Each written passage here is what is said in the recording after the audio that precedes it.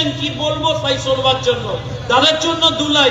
ভারত মাতা কি, ভারত মাতা কি, বন্দে বন্দে বন্দে বন্দে। আপনারা গেছিলেন নিশীথের ঘরের সামনে, আমাদের বলবেন আপনার বাড়ির মধ্যে ঢুকে আবার বলে আসবো বন্দে বন্দে বন্দে। ভারত মাতা কি, ভারত মাতা কি, ভারত মাতা কি। ভাই কম্পার্টমেন্টাল পাওয়ার একটা সীমা থাকা উচিত। এই যে আমি কিছু বললেই লোকে রেগে যায়।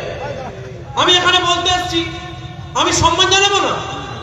এই এলাকায় দিনহাটায় বক্তব্য রাখতে এসেছি। দুলাল্লাহ আমাদের প্রেসিডেন্ট আছেন, অজয় দা রয়েছেন, জীবেশ দা রয়েছেন এবং আমাদের নেত্রী মাহফুজাতি রয়েছেন। আমি আলাদা করে আর কারণ নাম নিচ্ছি না, সবাইকে সম্মান জানিয়ে দিচ্ছি। সম্মান যদি এখানে কাউকে দাঁড়িয়ে জানাতে হয় তার নাম কমল গুহ। আমায় মার্জনা করবেন। আমি আজকে বিজেপির মঞ্চ থেকে যাকে সম্মান জানাতে চাই তার নাম কমল গুহ, কমল গুহ, কমল গুহ, কমল গুহ, কমল গুহ। আপনাকে আমার শত কোটি প্রণাম। আপনি একটা ছেলে দিয়েছেন কিন্তু তাকে মানুষ করতে পারেন।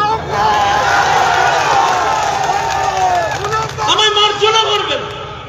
আমি উদয়নদাকে শ্রদ্ধা করে বলছি, আমার বাবার বয়সী লোক, দেখলাম ছেলের বয়সী নেতা নিশীথকে প্রায় মারতে যাচ্ছেন, ভিডিও সিনেমা দেখছি, আক্রমণ করছেন, গুন্ডামো শেখাতে চাইছেন। আরে ভাই আমি জেনেছিলাম এটার নাম কোচবিহার, এটার ঐতিহ্য ছিল। উদয়নদা আপনি তো একে বিহারের থেকেও খারাপ অবস্থা বানাচ্ছেন, বিহার বানানোর চেষ্টা করছেন।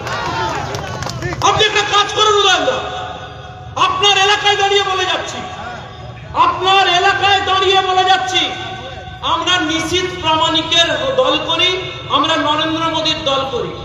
আপনাকে ঘড়ি দিয়ে যাচ্ছি, টাইম আর স্পেস, কখন আসতে হবে আর কোথায় আসতে হবে বলে দেবেন। আপনার গুন্ডা বাহিনী দাঁড় করিয়ে রাখবেন, বুক খুলে দেব, পুলিশ শেষ হয়ে যাবে, আটকাতে পারবেন। 57 ভোটে হেরেছিলেন। কত ভোটে শুনতে পাচ্ছি না, ওনাকে শোনাতে হবে। 57 ভোটে হেরেছিলেন। ম্যাজিক, কি বড় ম্যাজিশিয়ান, 1,64,000 ভোটে জিতেছেন। আপনি তো শিল্পী মশাই। আমি শুনলাম রাজ্যের মুখ্যমন্ত্রী আপনার কাছে ট্রেনিং নেবেন বলেছেন কোন পদ্ধতিতে রিগিং করা যায়।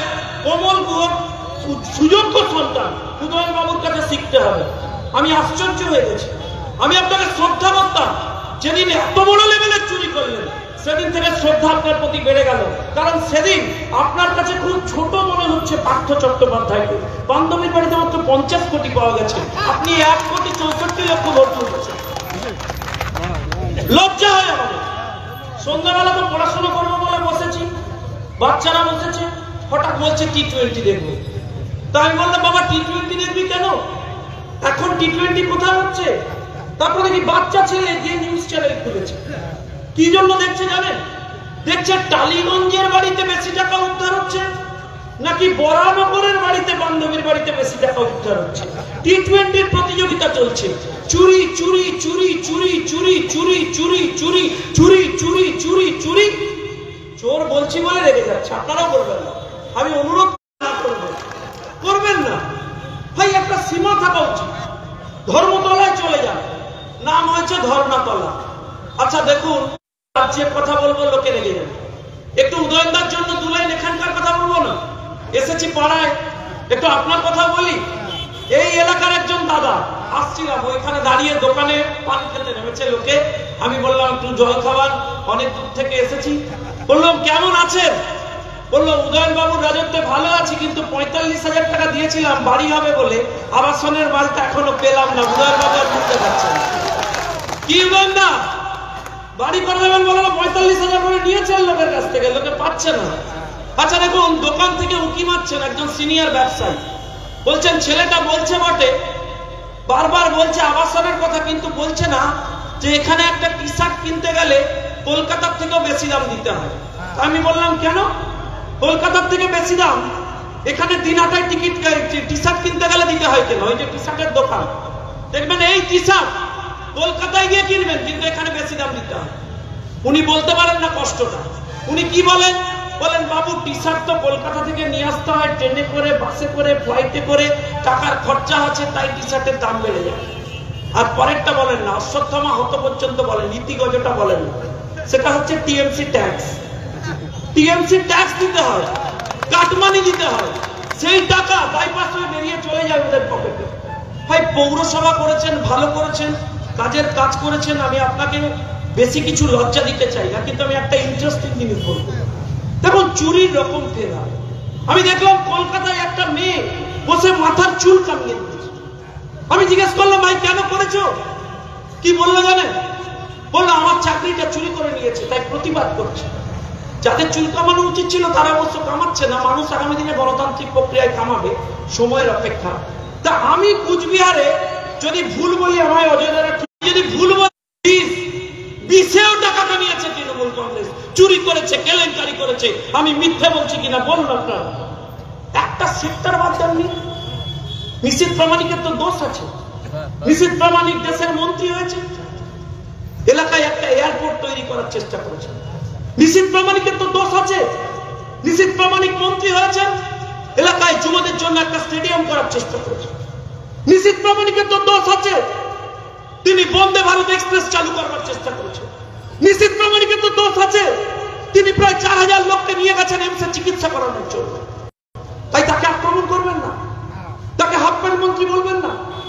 আমার প্রশ্ন আপনাকে আজকে উদয়নবাবু জানতে চাই, যদি নিশীথ প্রামাণিক হাফপ্যান্ট মন্ত্রী হয়, তাহলে রাজা তোর কাপড় কোথায়? তোর কাপড় কোথায়? তোর কাপড় কোথায়? কোথায় কাপড়? কোথায় উন্নয়ন? কোথায় উত্তরবঙ্গে মানুষের, কোথায় উন্নয়ন? কোথায় উত্তরবঙ্গে মানুষের জন্য আপনি কাজ করেছেন? আমি জানতে চাই আপনার কাছে। উত্তর নেই রাজা, তোমার উত্তর নেই। উত্তর নেই বলে তুমি ব্যক্তিগত আক্রমণ করো। উত্তর নেই, তুমি উত্তরবঙ্গ উন্নয়ন মন্ত্রী উত্তর দিতে পারো না বলে তুমি গুন্ডা বাহিনী দিয়ে টার্গেট করো। আমি আপনাদের একটা কথা বলবো, শুনুন। আপনারা গণতান্ত্রিক প্রক্রিয়ায় ভোট দেবেন। আমি ধর্মীয় আলোচনা ইলেকশন কমিশনের ক্যামেরা চলছে করতে চাই না, কিন্তু আমি দুটো কথা বলতে চাই। এই মুসলিম ভাইদের এরা বুঝিয়েছিল যে ভারতীয় জনতা পার্টি যদি ক্ষমতায় আসে তাহলে তোমাদের দেশ থেকে বার করে দেবে। আমার প্রশ্ন, সারা ভারতবর্ষে ক্ষমতায় রয়েছেন নরেন্দ্র মোদী, একটা ইনসিডেন্ট আমাকে দেখিয়ে দিন যেখানে আপনাদের দেশ থেকে বার করে দেওয়া হয়েছে। এই মাফুজারি বসে রয়েছে আপনাদের কমিউনিটির লোক, হজের ন্যাশনাল কমিটিতে রয়েছেন, কতজনকে হজে পাঠায় নরেন্দ্র মোদী খবর নিন ওনার কাছ থেকে। আমি আপনাদের কাছে জানতে চাই, আমি হিন্দু বাড়ির ছেলে, ব্রাহ্মণ বাড়ির ছেলে, আমার বাড়িতে যখন পুজো হয় দেবতার জন্য আমাদের সম্পত্তি উৎসর্গীকৃত করা থাকে। সেই সম্পত্তিকে বলা হয় দেবোত্তর সম্পত্তি। সেই সম্পত্তি থেকে যা রোজগার হয় তাতে তৃণমূলকে কাটমানি দিতে হয় না। যে টাকাটা রোজগার হয় তাতে দেবতার পুজো হয়। আমার মুসলিম ভাইরা থাকলে আমি ভুল বললে ঠিক করবেন, আপনাদের কমিউনিটিতে ওয়াকফ প্রপার্টি বলে একটা প্রপার্টি আছে, আপনাদের কওম, আপনাদের ধর্মের উন্নতির জন্য সেই সম্পত্তি আপনাদের লোকেরা দান করে দেয়। কি কাজ? সেই সম্পত্তির টাকা থেকে যাতে আপনাদের শিক্ষা, সংস্কৃতি, পড়াশুনো, কমিউনিটির উন্নয়নের কাজে লাগে।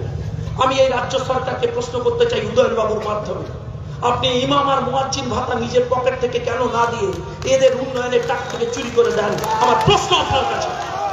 ভাই 2011 ক্ষমতায় এসেছে, সাচার কমিটি বলছে সরকারি ক্ষেত্রে মুসলিমরা কাজ করেন 2%, আর আজকে 10 বছর শাসন করেছেন, আজকেও অফিসিয়ালি সাচার কমিটি রিপোর্ট বলছে সরকারি ক্ষেত্রে মুসলিমরা কাজ করেন 1.7%।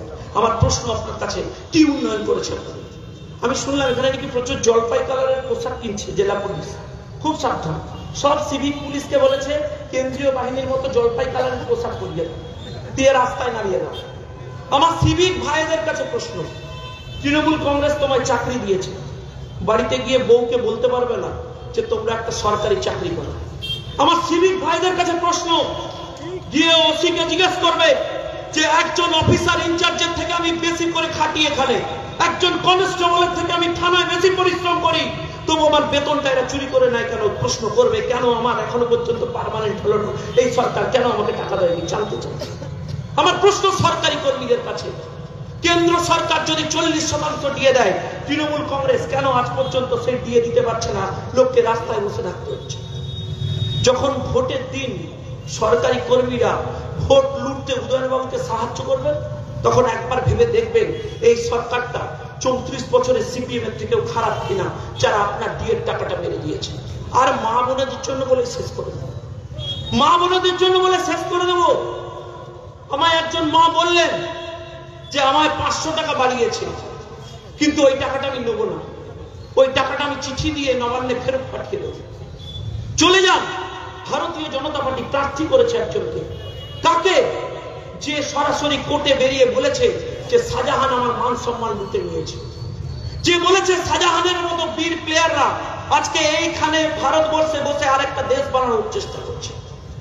আমার প্রশ্ন তৃণমূল কংগ্রেসের কাছে, উদয়নবাবুদের কাছে, যাদের ভোট ব্যাংক আপনি ব্যবহার করছেন, আগামী দিনে তারাই আপনাকে মসনদ থেকে টেনে নামাবে, টেনে নামাবে আর টেনে নামাবে।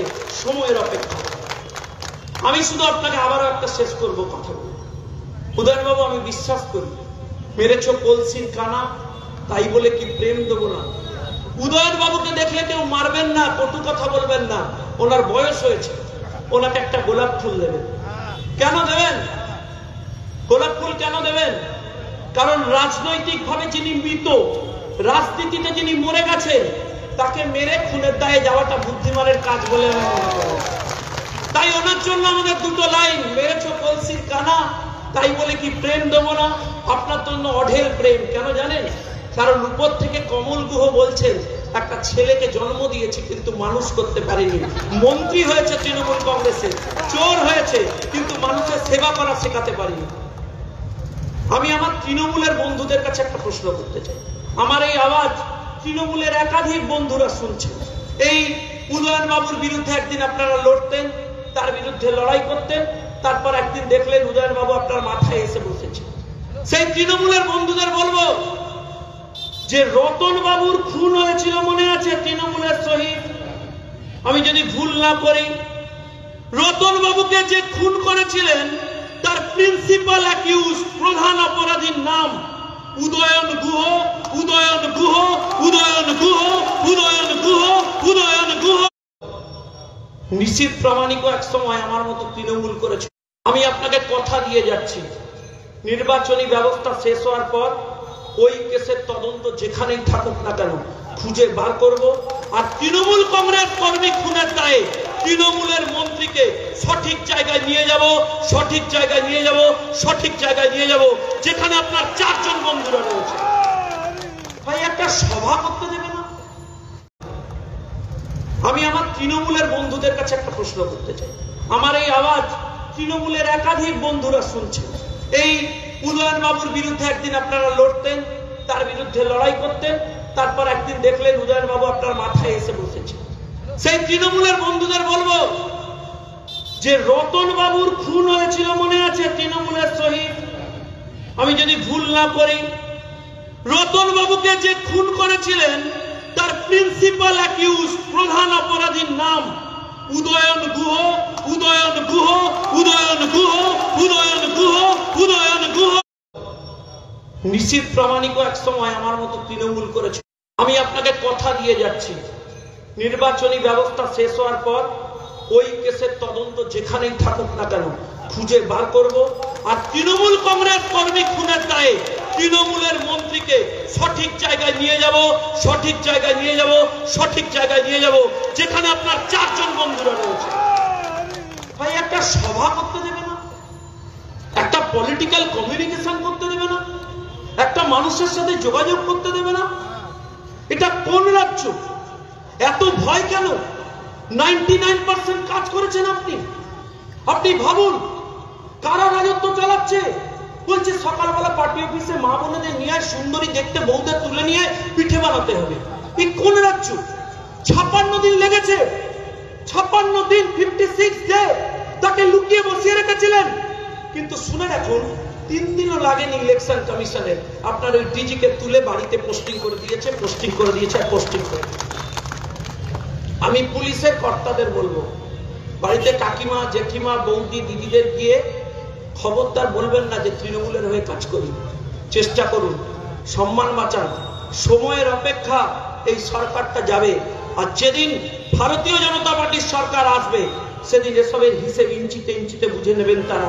আপনারা জেনে রেখে দিন, আজকে আপনাদের দিনহাটার বুকে কথা দিয়ে যাচ্ছি, যদি ভারতীয় জনতা পার্টিতে থাকি লড়াইয়ে, আর যদি বেঁচে থাকি, তৃণমূল কংগ্রেস থেকে লাফিয়ে উদয়ন গুহ, তৃণমূল সিপিএম থেকে লাফিয়ে, ফরওয়ার্ড ব্লক থেকে লাফিয়ে উদয়ন গুহ তৃণমূল কংগ্রেসে ঢুকতে পারেন, কিন্তু কোনোদিন তিনি আগামী দিনে ভারতীয় জনতা পার্টিতে ঢুকতে পারবেন না, ঢুকতে পারবেন না, বা ঢুকতে পারবেন না। তিনি জেলে ঢুকতে পারবেন। তৈরি থাকুন, কাউন্টডাউন শুরু করুন, সময়ের অপেক্ষা। আবারও শেষ করবো একটা কথা বলে, এখানকার যারা ছেলেরা আছে সবাইকে সামনে রেখে বলছি, কি ভাই ডাকলে পৌঁছাতে পারবে তো? কি ভাই উদয়ন বাবু ঠিকানা জানাতে যাবো তো? উদয়ন দা আপনার এলাকায় বলে যাচ্ছি, 48 ঘন্টা মিটিং করে ডেট আর স্পেসটা জানিয়ে দেবেন। শঙ্কুদেব পণ্ডা অস্ত্র শস্ত্র কিছু নেবে না, শুধু ভারতীয় জনতা পার্টির যুব কর্মীদের নিয়ে দাঁড়িয়ে থাকবে, বুক পেতে দেবে। গুলি শেষ হয়ে যাবে, দল শেষ হবে না, আপনার তৃণমূল শেষ হয়ে যাবে, ক্ষমতা শেষ হয়ে যাবে, বাংলা শেষ হবে না, দিনহাটা শেষ হবে না, মানুষ শেষ হবে না।